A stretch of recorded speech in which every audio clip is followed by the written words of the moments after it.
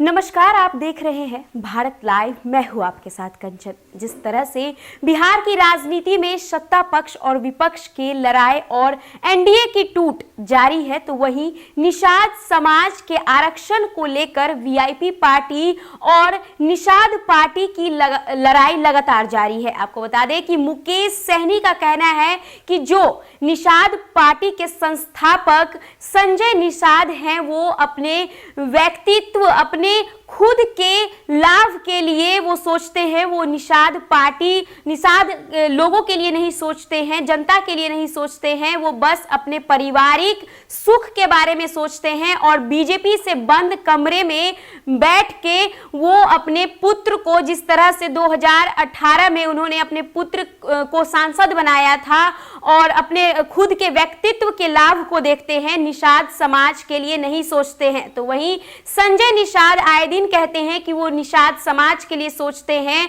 और अब जो यूपी चुनाव आ रहा है, जिसको लेकर एक और जहां संजय निषाद का कहना है कि वो निषाद समाज के आरक्षण के लिए सोच रहे हैं, तो वही वीआईपी पार्टी से मुकेश सहनी जो मत्स्य मंत्री हैं, उनका कहना है कि जो संजय निषाद हैं वो ढोंग करते हैं कि वो निषाद समाज के आरक्षण के लिए सोचते हैं। नहीं, वो बीजेपी के साथ बंद कमरे में बैठ के वे खुद के लाभ के लिए सोचते हैं, अपने परिवार के बारे में सोचते हैं।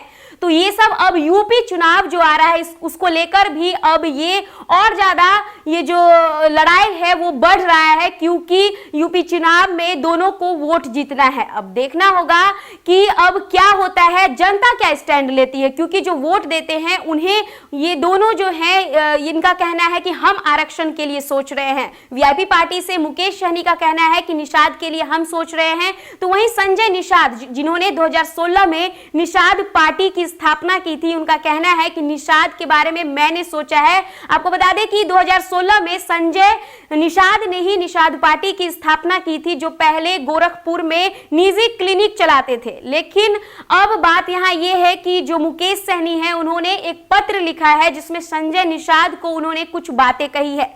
क्या कुछ बोले हैं मुकेश सहनी, सुनिए। मुकेश सहनी ने पत्र में लिखा है, आदरणीय बड़े भाई डॉक्टर संजय निषाद जी को जय निषाद राज। उत्तर प्रदेश के आदरणीय मुख्यमंत्री योगी आदित्यनाथ जी को आपका लिखा हुआ पत्र मैंने सोशल मीडिया पर पढ़ा। पत्र पढ़कर पहले तो खुशी हुई कि आपने मुख्यमंत्री जी को आरक्षण की याद दिलाई, लेकिन फिर लगा कि समाज की आड़ में परिवार हित साधना आपकी पुरानी आदत रही है। आरक्षण की लड़ाई का दिखावा कर पर्दे के पीछे समझौता कर लेना आपके लिए कोई बड़ी बात नहीं है। 2018 के लोकसभा उपचुनाव में आपने बंद कमरे में सपा से समझौता कर अपने पुत्र को सांसद बनाया। 2019 के लोकसभा चुनाव में आपने फिर बंद कमरे में समझौता करके अपने पुत्र को भाजपा से सांसद बनाया। और अब आगामी 2022 के विधानसभा चुनाव में जब लड़ाई निर्णायक दौर में आरक्षण लेने का मौका आया, तो आपने फिर एक बार बंद कमरे में डील करके खुद एमएलसी बन गए। समाज को उसी हाल में छोड़ दिया, अपना स्वार्थ साधकर आरक्षण की लड़ाई को गौन कर दिए। आपको ज्ञात है कि मैंने मुंबई के अपने ऐशो आराम की जिंदगी छोड़कर सिर्फ अपने समाज के लिए बिहार आया था। समाज की स्थिति में सुधार के लिए आरक्षण दिलाने के एकमात्र उद्देश्य से मैंने